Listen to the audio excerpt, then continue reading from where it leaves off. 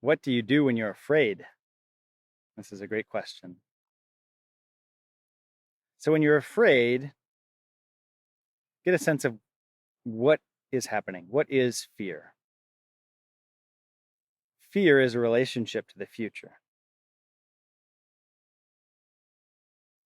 So, fear doesn't really orient to the present. Fear is asking you, is a relationship with what might happen.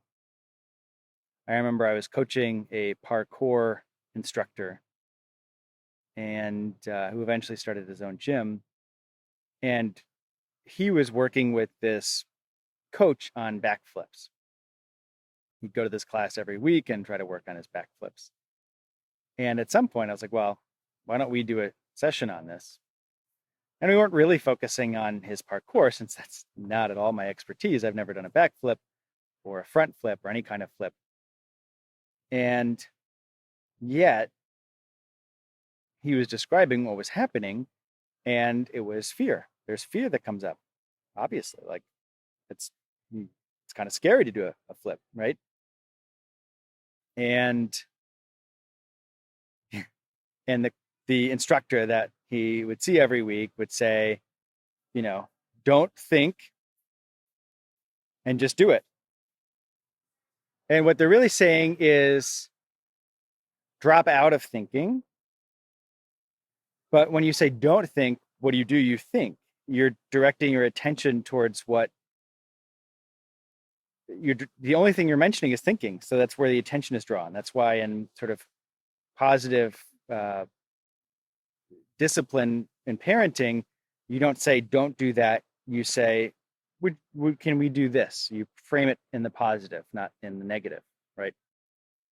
So we then moved into facing the fear. So I had him put down the phone. We were on the phone. It wasn't even a Zoom call. And I said, okay, go do a few backflips and tell me how you feel. And he came back and he said, oh, well, it was, scary. And I noticed myself getting tense and tight. So, okay, great. Now really feel that feeling. Don't do the normal routine of, walking around in a circle and coming up and then doing it to try to drop out of your thinking. Really feel it. Let the feeling guide the action. And so he did it again and he said, wow, it was like I could feel the fear even stronger, but the backflip really wasn't too bad.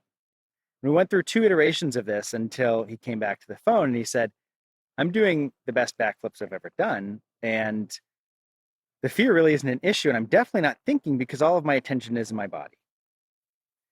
And this is great. And we ended up talking about why this might be, that when the attention is in the body, where his emotions are, where his signals are, he actually had information on when he was getting fatigued, which is a useful information for backflipping, because if you're trying to backflip and you're too fatigued, you could really hurt yourself. And that's really the main fear, is hurting yourself, right?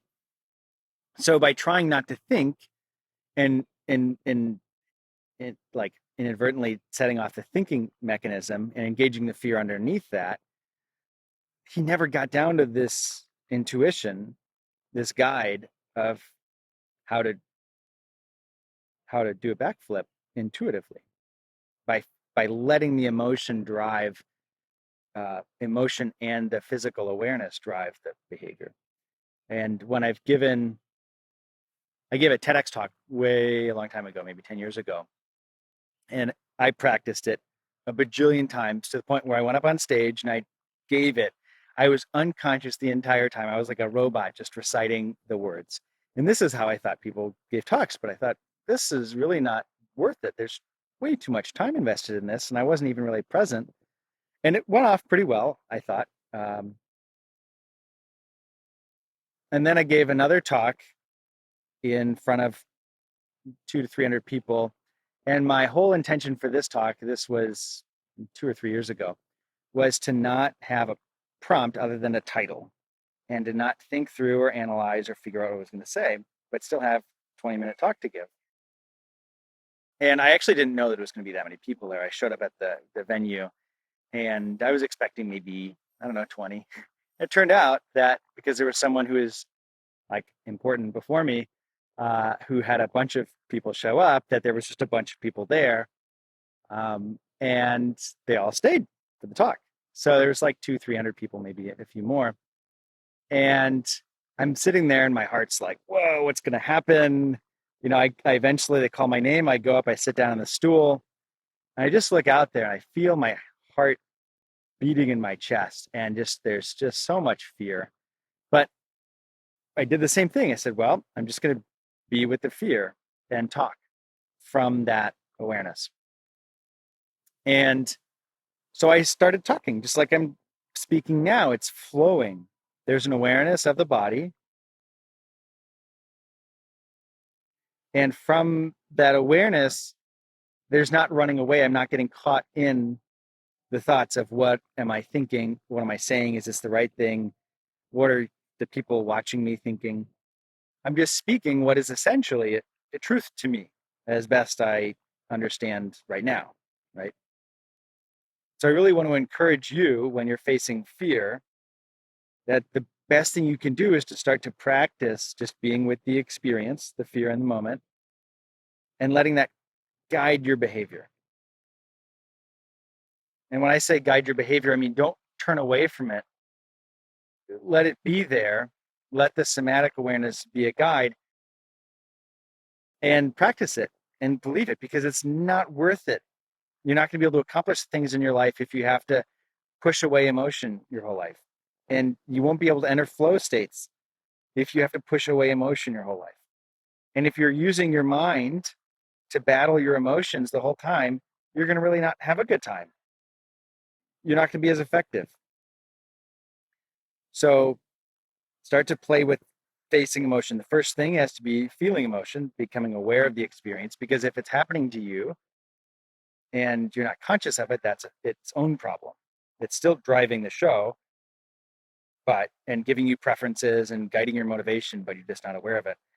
So you have to become aware of it.